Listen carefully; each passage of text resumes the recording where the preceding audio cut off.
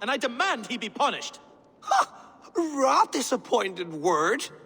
Does the deer rub the stream when she takes a drink? Does a cow rub a field when he crops on sweet grass? Eivor, this matter requires sensitive judgment. Will you?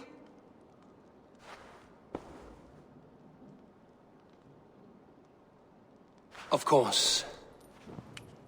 From the beginning, please. Well now, there is no excuse too small, I see. Nothing to keep you from coveting that seat, is there? In Sigurd's absence, who has better claim to oversee these disputes?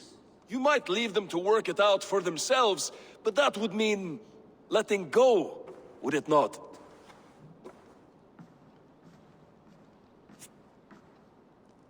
Please start again. Tell me all that has happened. I will start. I have been falsely accused by this Saxon Philistine. A filly what? Are you mocking me? Silence, please. I will hear both of your complaints and render a decision, awarding compensation if needed. Understood? Rowan, tell me your version of these events. As you are aware, Holger and I are neighbors. Near enough that I often catch him at my stables, stealing my tools. Borrowing. Holger, let him speak. Stealing, borrowing. My point being, I have always allowed him to use whatever he pleased. I greatly admire your Norse generosity and had hoped to match it. But this morning, Holger stretched the limits of my grace. Entering my stables for their feed, I found my most beautiful, gentle mare stripped of her tail. Bereft, not a strand in sight. I am ashamed to say my natural suspicion drew me to Holger, and how right I was. For when I peered across the lane, there he was, gripping a horsetail brush slathered with indigo, dragging it across a sheet of Painting, Rowan. I was painting. You make it sound so crude. You see? Such willful arrogance. It will take ages for Ilgafur's tail to reach its former length. I demand compensation. I understand. Thank you, Rowan. Holger, let me hear your side. Eivor, you have known me as a skald for years. You have seen how my poems bring life and joy and wisdom to our people. And you know that my work requires a certain, let us say, freedom. To make use of rare resources to compose my verses. Often when lacking the proper tools, I have made use of novel items. Alvis's walking stick, Tovi's inks. All were given gladly. You cut off my horse's tail to make a brush, you bleed. Rowan? As I was saying, this morning in the throes of poetic reverie, I realized that my latest piece required delicate brushwork. I could have used a frayed stick, some cloth, my hands, but no. I needed something gentler, softer. To make a perfect brush, I needed the fine hairs of a well-raised horse. And so I availed myself of a local resource.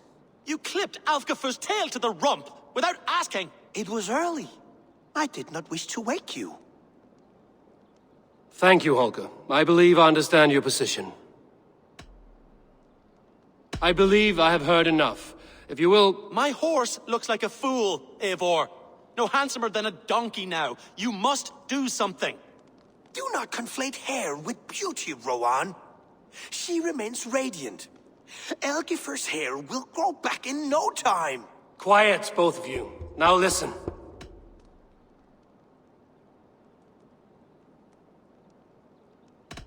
Holger, Rowan is clearly in the right. You sheared the tail from his horse without gaining permission. I borrowed the tail. Borrowed! Does the reality of regrowth not make this a victimless crime? It is a two-victim crime, Holger. Though they are unharmed, you took without asking, and that will not do. As the horse's value has diminished significantly, you will pay Rowan its market price. But the horse was not for sale. Rowan, admit it. My decision is final, Holger. Pay what you owe, and meet tomorrow as friends. And if I do, may I keep the horse? Pay the man and be done with it. Rowan, does this satisfy you? It does. Thank you, Eivor. Good. Then by Tyr's blessing, let this matter rest. We're done here. Return to your homes in peace.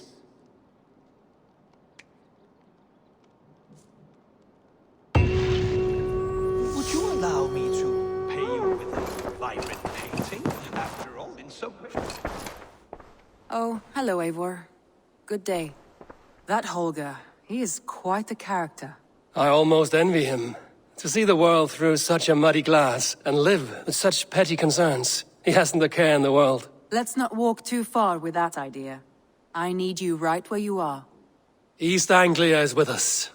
Their King Oswald has pledged his loyalty to us. Eivor Kingmaker, we shall call you soon.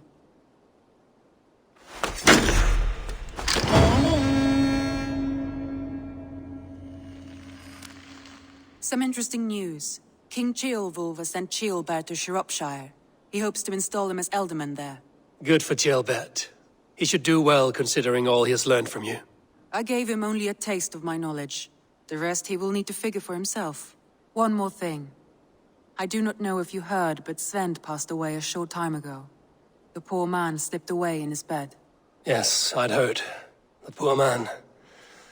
I wish I could have spent more time with him before the end. I think we all wish that. Tovi most of all.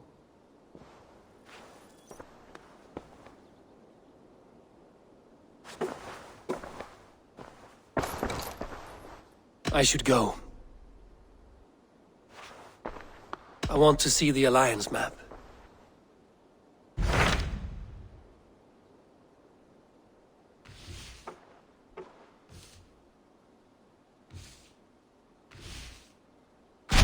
So Ceolbert has traveled to Shropshire.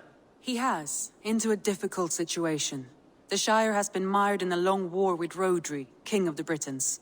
Ceolbert hopes to negotiate a peace with the Britons of the West. A difficult task for one so green. I hope your tutelage has prepared him well. Indeed. But I think it best if you supervise these talks. If Ceolbert can make this work, we will gain a valuable alliance.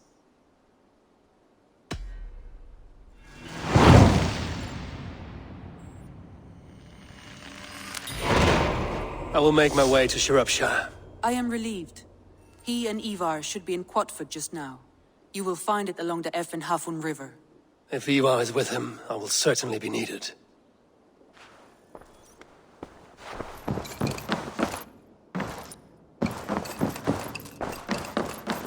Eivor? A moment. Eivor, if you've a moment to spare,